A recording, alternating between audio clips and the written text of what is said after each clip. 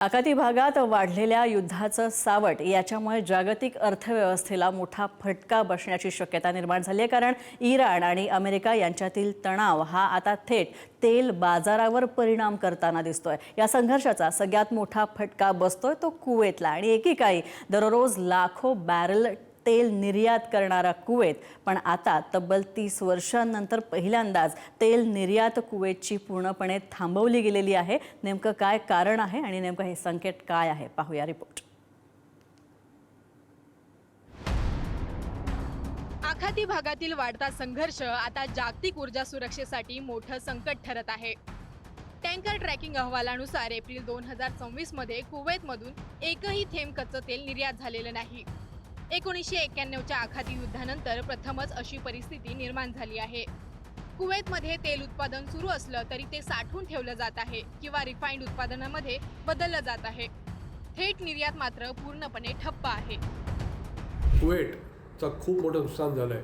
आपण जर का पाहिलं की जे जवळजवळ 45.5 मिलियन बॅरल्स मागच्या मार्चमध्ये त्यांनी एक्सपोर्ट केले होते, ह्या मार्चमध्ये त्यांना फक्त 8.9 मिलियन बॅरल्स त्यांना बाहेर काढता आले।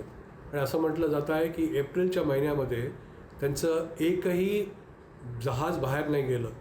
ऑइल प्रोडक्शन चालू असताना ते कुठे स्टोअर करायचं, स्टोरेज कंप्लीट संपलेलं आहे।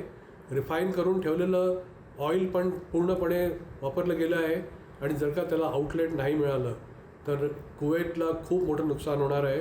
आज पण जरी युद्ध थांबलं तरी कुवेतला परत नॉर्मल दिशेने जायला कमीत कमी उरलेलं वर्ष लागेल किंवा असं म्हटलं जातं की 2 वर्ष पण लागतील।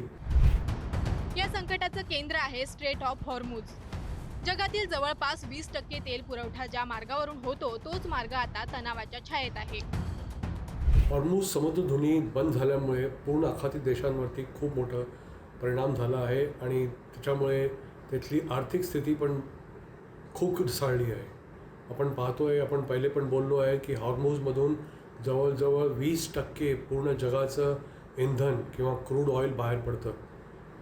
जेव्हापासून US, इराण, इस्रायल लढाई सुरू झाली आहे म्हणजे 28 फरवरीपासून ते आत्तापर्यंत आपण पाहतोय की कशा प्रकारे पूर्ण जगामध्ये हाहाकार माजला आहे आणि कशा प्रकारे ऑइल आणि बाकी जितके कनेक्टेड कॉस्ट आहेत ते किती वाढले आहेत। सगळ्यांच्या किमती वाढल्या आहेत, इन्फ्लेशन जबरदस्त वाढलं आहे। अमेरिकेने इराणशी संबंधित जहाज नेटवर्कवर कारवाई करताना अनेक टँकर्सना मार्ग बदलण्यास भाग पाडला आहे।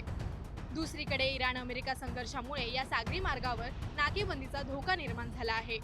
ओपेकचा महत्त्वाचा सदस्य असलेल्या कुवेतची निर्यात थांबल्याने जागतिक बाजारात तेलाचा तुटवडा निर्माण होण्याची शक्यता आहे। तज्ज्ञांच्या मते यामुळे तेलाचे दर झपाट्याने वाढू शकतात। दरम्यान कतारनेही यावर चिंता व्यक्त केली आहे।